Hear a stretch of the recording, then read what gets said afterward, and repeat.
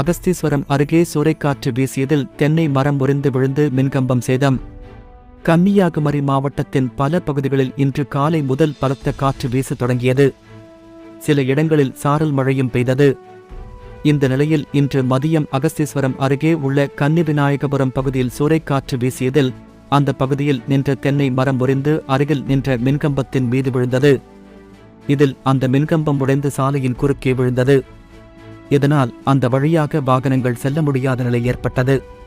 தென்னை மரம் முறிந்து விழுந்த போது அந்த பகுதியில் வாகனங்கள் எதுவும் வராததால் பெரும் விபத்து தவிர்க்கப்பட்டது. பின்னர் தகவல் அறிந்து அங்கு வந்த மின்வாரிய ஊழியர்கள் முறிந்து விழுந்த மின்கம்பத்தை அகற்றும் பணியில் ஈடுபட்டனர்.